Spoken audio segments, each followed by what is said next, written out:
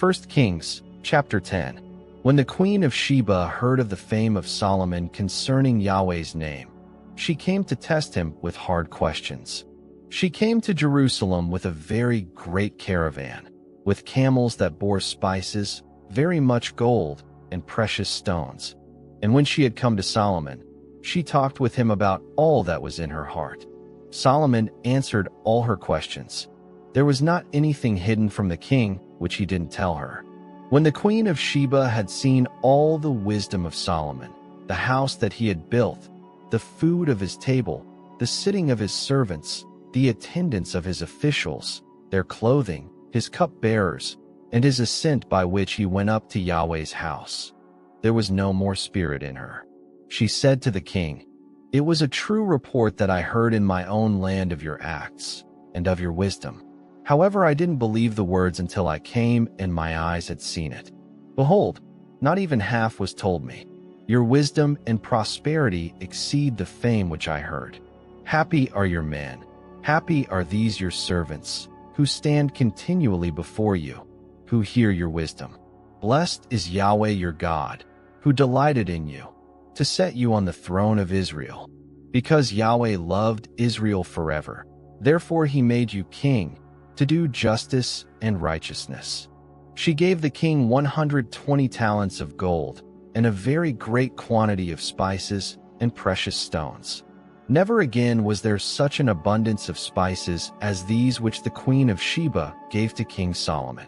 The fleet of Hiram that brought gold from Ophir also brought in from Ophir great quantities of almug trees and precious stones. The king made of the almug trees pillars for Yahweh's house, and for the king's house, harps also, and stringed instruments for the singers. No such almug trees came or were seen to this day.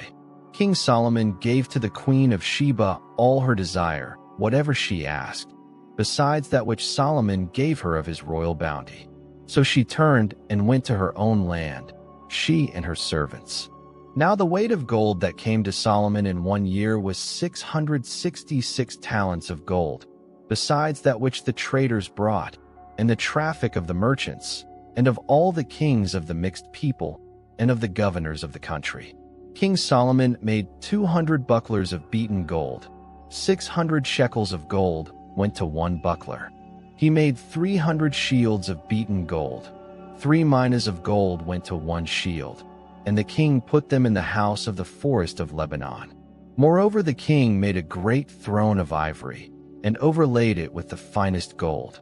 There were 6 steps to the throne, and the top of the throne was round behind, and there were armrests on either side by the place of the seat, and 2 lions standing beside the armrests.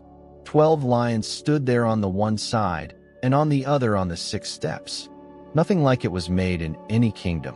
All King Solomon's drinking vessels were of gold, and all the vessels of the house of the forest of Lebanon were of pure gold. None were of silver, because it was considered of little value in the days of Solomon. For the king had a fleet of Tarshish at sea with Hiram's fleet. Once every 3 years the fleet of Tarshish came, bringing gold, silver, ivory, apes, and peacocks. So King Solomon exceeded all the kings of the earth in riches and in wisdom. All the earth sought the presence of Solomon, to hear his wisdom, which God had put in his heart. Year after year, every man brought his tribute, vessels of silver, vessels of gold, clothing, armor, spices, horses, and mules. Solomon gathered together chariots and horsemen. He had 1,400 chariots and 12,000 horsemen, that he kept in the chariot cities and with the king at Jerusalem. The king made silver as common as stones in Jerusalem, and cedars as common as the sycamore trees that are in the lowland. The horses which Solomon had were brought out of Egypt. The king's merchants received them in droves, each drove at a price. A chariot came up and went out of Egypt for 600 shekels of silver, and a horse for 150 shekels. And so they exported them to all the kings of the Hittites and to the kings of Syria.